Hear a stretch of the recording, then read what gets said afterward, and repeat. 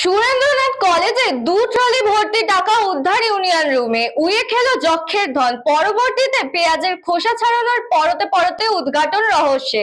যা নিয়ে বিস্ফোরক সজল ঘোষ ও অর্জুন সিং।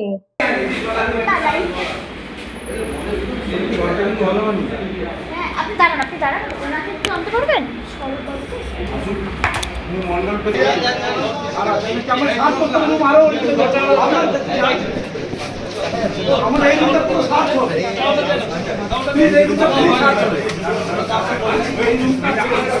কলকাতার শিয়ালদহ এলাকার সুরেন্দ্রনাথ কলেজ থেকে উদ্ধার করা হলো 2 ব্যাগ ভর্তি প্রায় লক্ষাধিক টাকা। এই ব্যাগ ইউনিয়ন রুমের আলমারি থেকে মিলেছে। ব্যাগ খুলতে দেখা যায় টাকাগুলো উই পোকাতে খেয়ে ফেলেছে। অভিযোগ, এই টাকা দুর্নীতির টাকা। বাক্সবন্দি করে ইউনিয়ন রুমের আলমারিতে রাখা হয়েছিল। কলেজ নাকি ওয়াইও রুম? ইউনিয়ন রুম থেকে প্রথমে লক্ষ লক্ষ টাকা উদ্ধার, তারপরেই পেঁয়াজের খোসা ছাড়ানোর মতো পরতে রহস্য। কলেজের ছাদের ঘরে ঢুকে চক্ষু চড়ক গাছ, এসি, দামি বিছানা, আলমারিতে রাখা নরম বালিশ এবং অত্যাধুনিক বাথরুম। কি নেই সেখানে? মিলল মদের বোতল, গর্ভধারণ প্রতিরোধের প্যাকেট, স্যানিটারি ন্যাপকিন। এ তো গেল ইন্টারভেল এবং ক্লাইম্যাক্স। ইউনিয়ন রুম থেকে মিলল কালো প্লাস্টিকে মোড়া আগ্নেয়াস্ত্র। কলেজ মানে শিক্ষা প্রতিষ্ঠান, সেই শিক্ষা প্রতিষ্ঠানে এই সমস্ত জিনিস এলো কোথা থেকে? অভিযোগের দিক শিবাশিস ব্যানার্জি এবং তার ছেলের বিরুদ্ধে। কলেজের ছাদে মাসাজ পার্লার চলত বলেও দাবি কলেজ কর্মীদের। এই প্রসঙ্গে সজল ঘোষ বলেন, আর কি দেখতে হবে জীবনে সেটাই ভাবছি। কত টাকা থাকলে উই পোকাতে টাকা খায়।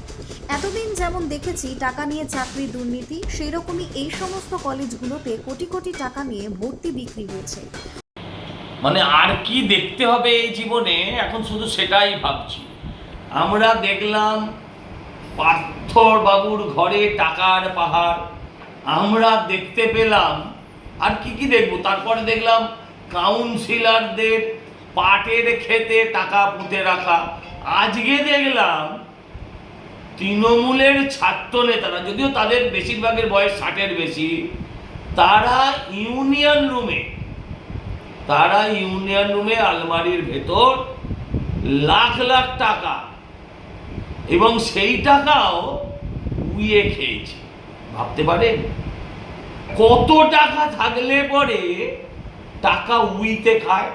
এর আগে আমি দেখিয়েছিলাম এই কলেজের, এদের ইউনিয়ন ফান্ডে, কলেজের ফাংশন ফান্ডে 1.5 কোটি টাকার বেশি এখন অবধি ডিপোজিট আছে। আর এখন দেখা যাচ্ছে লাখ লাখ টাকা উই খাওয়া।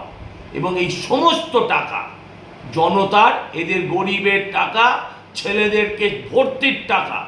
যেখানে যেমন চাকরি দুর্নীতি দেখেছেন, টাকা নিয়ে চাকরি হয়েছে, ঠিক সেরকমভাবে এই সমস্ত কলেজগুলোতে লাখ লাখ টাকার বিনিময়ে, লাখ টাকা কম বললাম, কোটি টাকার বিনিময়ে এই সমস্ত কলেজগুলোতে এরা ভর্তি বিক্রি করেছে। আর এদের সঙ্গে মাথা থেকে পা অবধি যুক্ত। এদের কোনোদিন পুলিশ টাচ অবধি করেনি। এদের জন্য, এদের টাকা নিয়ে ভর্তির কারণে একটি মেয়ে সুইসাইড করেছে। এদের বিরুদ্ধে এর থেকে অনেক গুরুতর অভিযোগ আছে।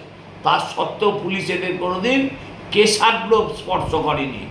এদেরকে সারা জীবন জেল কাটালেও বাংলার মানুষের রাগ যাবে না। তাই বলছি যে এদেরকে ইমিডিয়েট গ্রেফতার করা হোক। অন্যদিকে কলকাতা সুরেন্দ্রনাথ কলেজ প্রসঙ্গে বিস্ফোরক মন্ত্রী অর্জুন সিংও এই ঘটনা নিয়ে তৃণমূল সরকারকে আক্রমণ করেছেন।